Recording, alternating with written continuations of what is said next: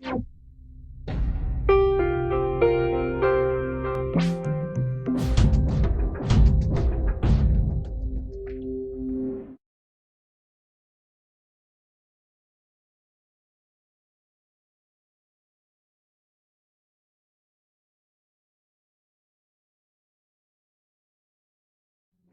Guys, welcome in Maxshala. तो आज का अपना टॉपिक है वो हमने लिया इंजीनियरिंग मैकेनिक्स से, that is centre of gravity और सेंटर ऑफ मास। ये हम सब आज पढ़ेंगे कि क्या होता है centre of mass, centre of gravity और सेंट्रोइड क्या चीज़ होते हैं। वो आज ये सारी चीज़ें हम अब इस वीडियो में डिस्कस करने जाएंगे।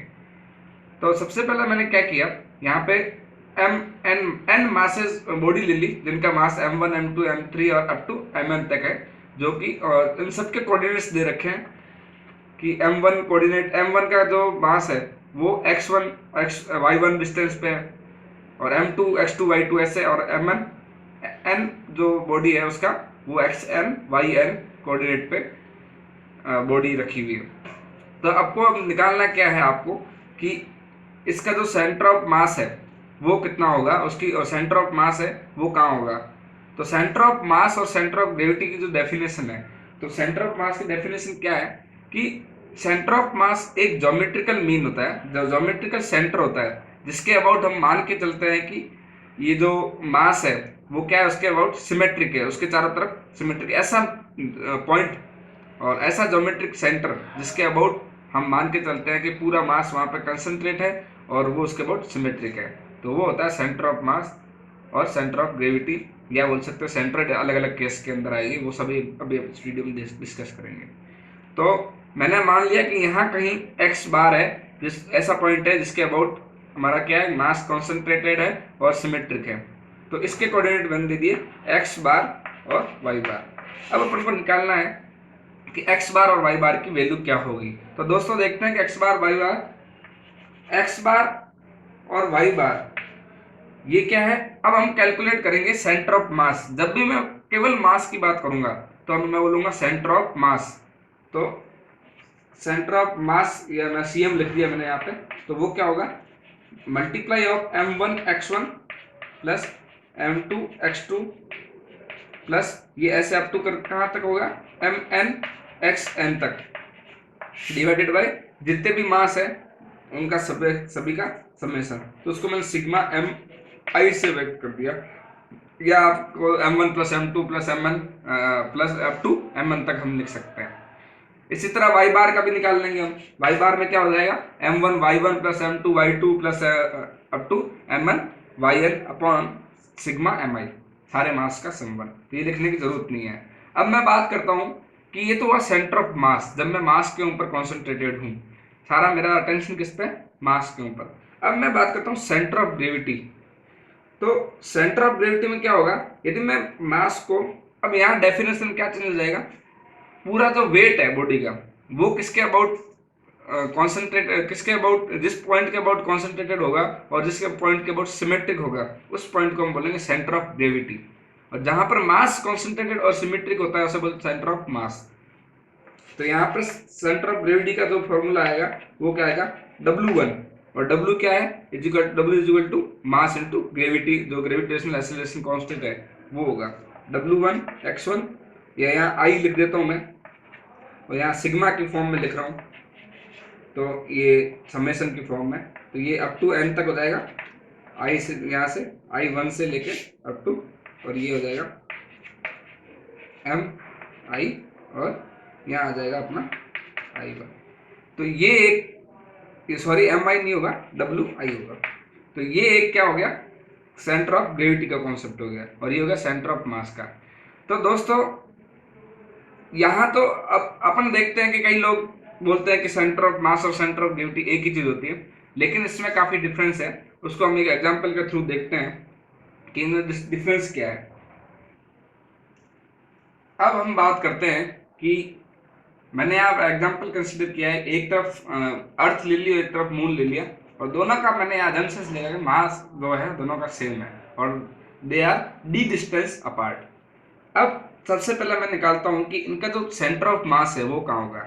तो इसका m है और इसका m है मास, मून का भी। तो मैंने क्या सबसे पहले जब भी मैं सेंटर ऑफ ग्रेविटी और सेंटर ऑफ मास के सेंट्रोइड के जो कॉन्सेप्ट तय करने के लिए निकालूंगा, तो मैं पहला रेफरेंस एक्सिस को मानूंगा। तो सबसे पहला मैंने रेफरेंस एक्सिस मान ली इस अर्थ के सेंटर से, और ये रेफरेंस एक्सिस मान ली। अब ये जो चीज है वो y के अबाउट सिमेट्रिक है, तो y के अबाउट जब सिमेट्रिक होगा तो मैं क्या करूंगा, x बार जो x बार है वो अपन निकालेंगे यहाँ पे। तो यहाँ पे x बार मैंने क्या किया, m के लिए जब बात करूँ, अर्थ के लिए, सॉरी अर्थ के लिए बात करूँ, तो यहाँ मेरी x की वैल्यू होगी क्योंकि ये इसी के ओरिजिन पे है, तो यहाँ पर x कोऑर्डिनेट होगा, वो क्या होगा, x कोऑर्डिनेट वो होगा 0। और जब मैं इसकी बात करता हूँ मून, तो यहाँ पर जो मून के जो पॉइंट है उसका जो एक्स कोऑर्डिनेट होगा वो कितना होगा, डी हो जाएगा एक्स कोऑर्डिनेट। तो मैं जो अभी फॉर्मूला देखा था आपने, उसके अंदर मैं क्या करूँगा, वहाँ लिख दूंगा मैं m1 x1 था, m1 x1 plus m2 x2 upon m1 plus m2। यहाँ क्या m किसका मास है, अर्थ का, तो दोनों का मास सेम है। और x कोऑर्डिनेट कितना है इसका, 0। और ये मास किसका आ गया, मून का, और इसका एक्स कोऑर्डिनेट कितना है, d आ गया। और इन दोनों का मास का समेशन कितना है, 2m हो गया। तो ये जो इसको आंसर आएगा वो क्या है, d/2। d/2 क्या आ गया हमारे यहाँ पे, d/2 आ गया ये इसका सेंटर ऑफ, मतलब इसका यहाँ आएगा ये सेंटर, तो सेंटर ऑफ जो मास है वो कितना आ गया, d/2 डिस्टेंस पे यहाँ से आ गया। अब गाइज हम देखते हैं कि सेंटर ऑफ ग्रेविटी क्या होगा। तो सेंटर ऑफ ग्रेविटी में हमेशा हम क्या लेके चलते हैं, W, मतलब हम उसका वेट लेके चलेंगे। तो मास इसका वेट कितना होगा, m इंटू जी, क्योंकि मास दे रखा है, वेट के टर्म में लिखा तो इसका g होगा। और इसका कोऑर्डिनेट कितना हो गया, 0 हो गया, x कोऑर्डिनेट, प्लस मून के केस में क्या होगा, mg/6, क्योंकि जो ग्रेविटेशनल कांस्टेंट होता है मून का वो क्या होता है, अर्थ के ग्रेविटेशनल कांस्टेंट से उसका 1/6 पार्ट होता है, और इनटू ये जो डी डिस्टेंस थी अपॉन इन दोनों का वेट कितना होगा। अब यहाँ पर भी वेट का सम लेंगे, mg/6। तो ये जो आंसर आएगा इसको सॉल्व करने पे वो हमारे पास आंसर आ जाएगा। इसको सॉल्व करके देखते हैं, यदि mg से mg कट जाएगा तो 6 और ये आ जाएगा, तो ये आंसर आएगा अपने d/7। तो यहाँ गाइस देखो d/2 ये क्या चीज है, d/2 इसका सेंटर ऑफ मास है, और यहाँ पर जो सेंटर ऑफ ग्रेविटी क्या है, जबकि मास तो दोनों में सेम है, तो इसके केस में क्या आएगा, सेंटर ऑफ ग्रेविटी d/7 आएगा। तो ये तो था जब हम बात करते हैं जब ग्रेविटेशनल कांस्टेंट वेरी करे। लेकिन जो भी हम इंजीनियरिंग जो भी ऑब्जेक्ट है, इंजीनियरिंग स्ट्रेसेज है, अर्थ पे जो भी कैलकुलेशन करेंगे, उस केस में हमारे क्या होगा, सेंटर ऑफ मास और सेंटर ऑफ ग्रेविटी हम क्या लेके चलते हैं, एक ही लेके चलते हैं। तो ये दोनों का वैल्यू क्या आएगी, सेम आएगी। तो यही कंसेप्ट रहता है, हम डिस्क्रीट बॉडीज हो तो उसके अंदर भी डिस्क्रीट बॉडीज, यहाँ पर भी हमने डिस्क्रीट बॉडीज लगी थी, रखी थी, माना था इनको, तो ये डिस्क्रीट बॉडीज में यही कॉन्सेप्ट लगेगा, समेशन की फॉर्म में बात करेंगे हम। अब हम बात करते हैं, हमको सेंटर ऑफ ग्रेविटी या सेंटर ऑफ मास जो भी अब हम सेंटर ऑफ मास और सेंटर ऑफ ग्रेविटी को क्या करेंगे, एक ही मान के चलेंगे, क्योंकि हम अर्थ के और इंजीनियरिंग स्ट्रक्चर के बारे में बात करेंगे। अब हम यहाँ पर पहला अभी देखा था डिस्क्रीट बॉडीज का, अब हम देखेंगे कंटिन्यूस बॉडी का। तो कोई भी रेगुलर शेप दे रखा है इन्होंने, तो उसको हम मान एक डीएम हमने एक एलिमेंट कंसीडर कर दिया कि डीएम में स्मॉल एलिमेंट है, और एक्स डिस्टेंस उसका एक्स कोऑर्डिनेट है, ये वाई कोऑर्डिनेट है उसका, एक्स वाई डिस्टेंस होगी ये। अब इसका जो हम लिखेंगे कंटिन्यूस को कैसे लिखेंगे, वो लिखेंगे एक्स डीएम, ये क्या है, centre of mass, x bar CM, ये सेंटर ऑफ मास की कैलकुलेशन। तो ये क्या है हमारा सेंटर ऑफ मास निकालने का, ये सेंटर ऑफ मास निकालने का। इसी तरह वाई कोऑर्डिनेट की बात करेंगे तो सेम होगा। अब मैं बात करता हूँ कंटिन्यूस बॉडी के लिए सेंटर ऑफ ग्रेविटी की, तो उसके अंदर क्या होगा, एक्स डी डब्ल्यू का इंटीग्रेशन अपॉन डी डब्ल्यू, यहाँ पर जी जी कट जाएगा तो वो सेंटर ऑफ ग्रेविटी आएगा वैसे, तो इसको हम बोलेंगे centre of gravity x coordinate. जैसे इसी तरह हम वाई बार कोऑर्डिनेट निकाल सकते हैं और जेड बार निकाल सकते हैं, तो ये हो गया। अब मैं एरिया की टर्म में बात करूं या मैं वॉल्यूम की टर्म में बात करूं, तो 3D ऑब्जेक्ट होते हैं जैसे, तो उसे सेंटर ऑफ वॉल्यूम भी बोल सकता हूँ। ये क्या हो गया, सेंटर ऑफ ग्रेविटी।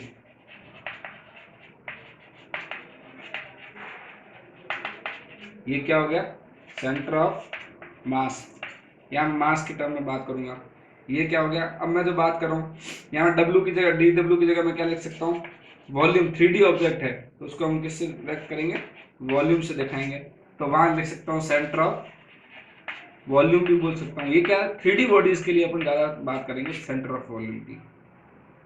और मैं यदि एरिया दे रखा है जैसे कि 2D ऑब्जेक्ट है तो उस केस में मैं उसको बोलूंगा सेंटर ऑफ एरिया बोल सकता हूँ। तो वो क्या होगा, एक्स डी ए और एक्स, सॉरी ये डी ए, टोटल एरिया आ जाएगा। तो उस केस में मैं क्या बोल सकता हूँ, centre of area, centre of area. और इसका जनरल जो वर्ड यूज होता है वो क्या होता है, सेंट्रॉइड भी बोलते हैं इसे। क्या बोलते हैं, सेंट्रॉइड भी बोलते हैं। तो ये क्या है, 2D ऑब्जेक्ट के लिए यूज होता है सेंट्रॉइड, और सेंटर ऑफ वॉल्यूम है वो किसके लिए होता है, 3D ऑब्जेक्ट के लिए यूज होता है। अब हम बात करते हैं कंटिन्यूस बॉडी की। तो मैंने यहाँ पे क्या कंसिडर कर दिया, एक आर्क कंसिडर कर दिया जिसका एंगल कितना है, अल्फा एंगल है आर्क का, तो मैंने कंसिडर कर दिया। तो आर कंसिडर करना, अब इसको हम निकालेंगे कंटिन्यूस बॉडी के COG, centre of gravity CG, या सीएम सेंटर ऑफ मास कैसे निकालते हैं। तो मैंने क्या किया, यहाँ पर एक एलिमेंट मान लेता हूँ मैं, ये जैसे कि ये एलिमेंट मान लिया मैंने, डी थीटा उसके वो है, और कितना डिस्टेंस पे, ये थीटा पे। और इस पूरे का जब मैं देखता हूँ कि मास था जब, और इसकी रेडियस कितनी आर है, रेडियस आर है। और जब आर अल्फा, जब इस आर्क की लेंथ थी तो इसका मास कितना था, एम था। तो अब जब आर डी थीटा, ये एलिमेंट हो गया आर डी थीटा, इसका मास कितना होगा, डी एम। ठीक है, तो इसका मास क्या हो जाएगा अपने पास, वो हो जाएगा एम अपॉन अल्फा इंटू, और ये जो डी थीटा है तो ये क्या आ जाएगा, डी थीटा।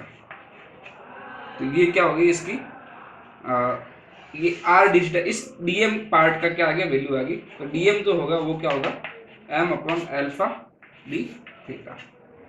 अब अपन को पता है कि एक्स बार, और दूसरी चीज, अब कोऑर्डिनेट भी निकालने होते हैं। तो कोऑर्डिनेट कैसे निकालेंगे अपन, आर इस ये था तो इसका इस पे एक्स एक्सिस पे प्रोजेक्शन कितना हो जाएगा, आर कॉस थीटा, और वाई एक्सिस पे प्रोजेक्शन कितना हो जाएगा, आर साइन थीटा। अब देखते हैं कि एक्स बार कैसे निकलेगा।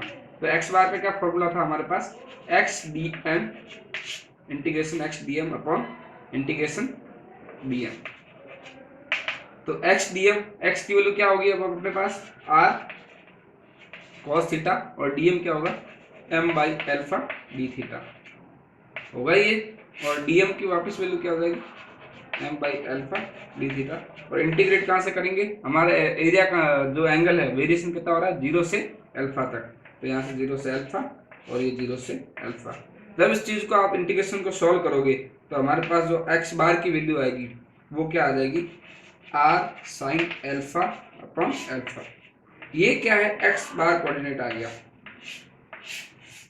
इसी तरह हम सॉल्व करेंगे यदि, और x की जगह, यहाँ x की जगह आप क्या लिखूंगा, r साइन थीटा लिखूंगा।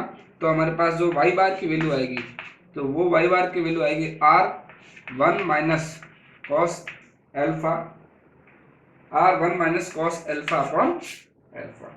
ये चीज अपने पास आ जाएगी, ये आ जाएगी। तो ये क्या आर्क के केस में हो गया कि आर्क अल्फा डिग्री का आर्क है, अल्फा एंगल का आर्क है, तो उसका सेंटर ऑफ ग्रेविटी और सेंटर ऑफ मास बोले तो वो कहाँ पर लाई करेगा।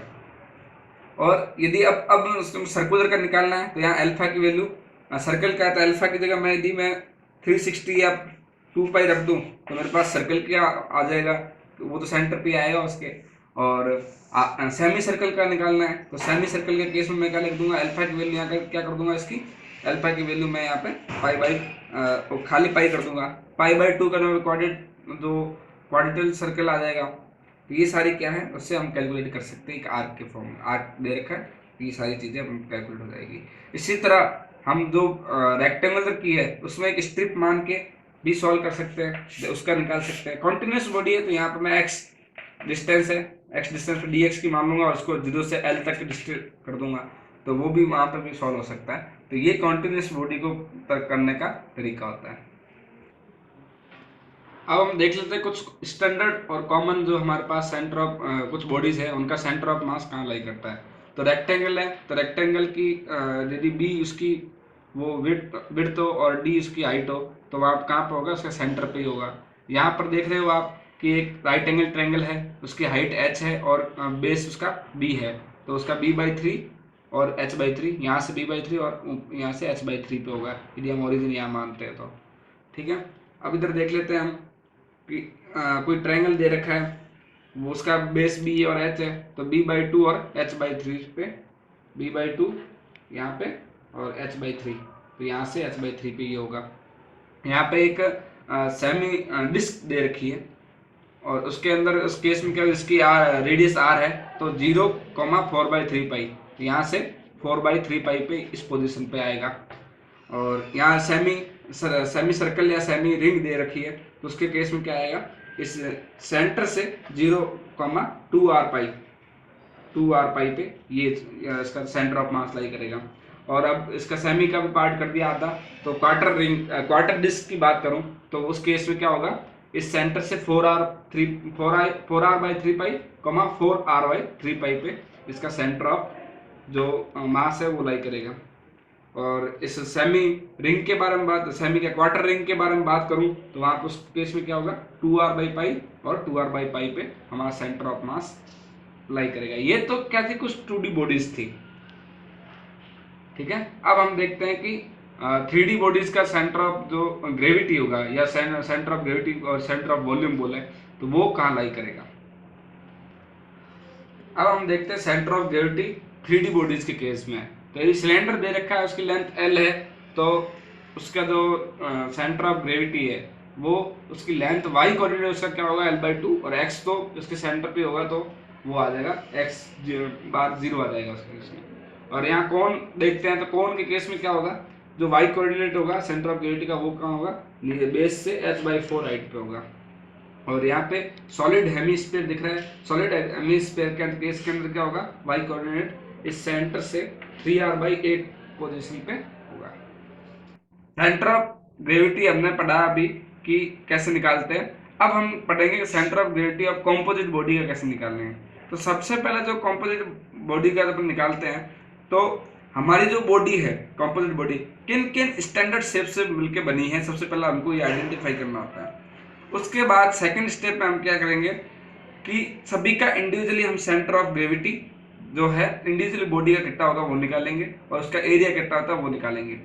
फिर तीसरे स्टेप में हम क्या करेंगे, उनकी रिस्पेक्टिव रेफरेंस एक्सिस से उन बॉडी की एक जो अपने एब्सोल्यूट रेफरेंस एक्सिस मानेंगे उससे उनकी सेंटर ऑफ ग्रेविटी कितना है रिस्पेक्टिवली, कितना दूरी पे वो सबके कोऑर्डिनेट निकालेंगे। फिर अब हम फॉर्मूले पुट करके उसका सेंटर ऑफ ग्रेविटी हम निकाल सकते हैं। तो इस एग्जांपल में देखते हैं कि हमको इस ट्रायंगल का जिसकी हाइट दे रखी है 120 mm और उसकी जो बेस दे रखा है 60 mm, तो उसका हमको क्या निकालना है, सेंटर ऑफ ग्रेविटी निकालना है। तो हमने स्टैंडर्ड शेप में ऐसा कोई शेप नहीं पढ़ा जो इस टाइप का हो एंगल पे, हमने जो ट्रायंगल का पढ़ा था तो एक सिंपल ट्रायंगल था और एक राइट एंगल ट्रायंगल का था। तो इस केस में हम क्या करेंगे, हम ये इसको कंसिडर कर सकते हैं कि हमारे पास ये बॉडी मैंने कंसिडर कर ली, आगे बढ़ा दी इसको और इसको भी आगे बढ़ा दिया। तो हमारे पास क्या होगा, एक तो हो गया ये बड़ा राइट एंगल ट्रायंगल और एक छोटा वाला राइट एंगल ट्रायंगल। और इस बड़े वाले राइट एंगल ट्रायंगल में से इसमें छोटे वाले राइट एंगल ट्रायंगल को मैं निकाल दूं तो मेरे पास एक ट्रायंगल बच जाएगा। तो अब इसका सेंटर ऑफ ग्रेविटी मैं आराम से निकाल सकता हूँ। तो बड़े वाले ट्रायंगल को मैंने 1 नंबर दे दिया और इसको दे दिया 2 नंबर। तो बड़े वाले अब इसका मैं निकालने के लिए, अब जो राइट एंगल ट्रायंगल है उसका जो सेंटर ऑफ ग्रेविटी होता है वो कहाँ होता है, तो वो उसका जो सेंटर ऑफ ग्रेविटी है वो लाई करता है उसके जो हमने पढ़ा था b/3 और h/3 पोजीशन पे। मतलब क्या हुआ, इस बड़े वाले ट्रायंगल की बात करूँ जिसकी हाइट क्या है 120 mm और इसका बेस कितना है 150 mm। तो इसका जो सेंटर ऑफ ग्रेविटी होगा वो कहाँ लाई करेगा, इसका 1/3, तो 1/3 का क्या है 50, यहाँ से 50 और यहाँ से इसका जो आ जाएगा वो आ जाएगा 40। तो इस पे इसके कोऑर्डिनेट आ गए। अब मैं बात करता हूँ इस वाले ट्रायंगल की, छोटे वाले ट्रायंगल की, तो जिसकी क्या होगी, बेस तो आ गया 90 और 100, ये 120 इसकी वो आ गई। तो अब इसका क्या होगा, तो यहाँ से क्या होगा 30 पे होगा और यहाँ से 40 पे होगा। तो ये इसका सेंटर ऑफ ग्रेविटी आ गया।